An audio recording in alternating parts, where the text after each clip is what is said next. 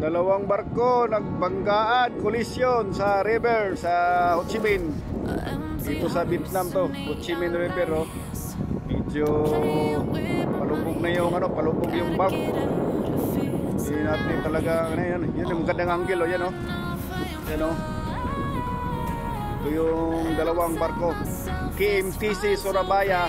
Yung isa hindi ba mabasa yung pangalan, nakalubog na yung pupa niya, oh. Malapit na siyang magano, pero parang hindi naman. Yun! Kitang kita, brother, no? Yan, oh, banggaan talaga. Sus, talaga naman, oh. Lupit. Yan, oh. Uy, malakas, brad. Kasi pasok na pasok, oh. Buti hindi umamos sa akomodasyon. Ano? Yan, mga kaibigan, oh.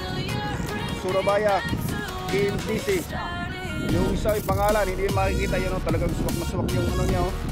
Proa niya mismo talaga. Yan, oh. Kaya ingat-ingat mga kabaro. Ingat-ingat kayo dyan.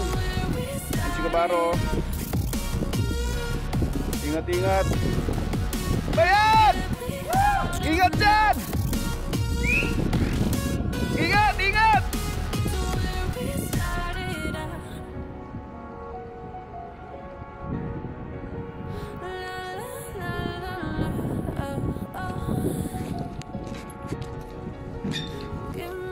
Ha?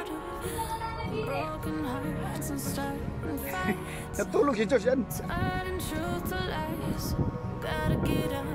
Super yung pagkaano niya talaga sa forward niya. Talagang swak na swak siya, oh. Pumapasok talaga, oh. Oh. Talaga sa bodega 5 banda. Kaya pala yung bodega 5 nabukas. Oh, talagang barat talaga. Talagang mga siguro mga 10 meters to 15 meters yung pumasok ng forward sa bodega. Oh. Sus, ayos, ingat-ingat mga kaibigan.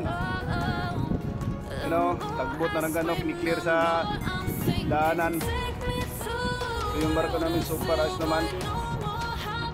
Tingnan mo naman, oh, 10 meters na pasok.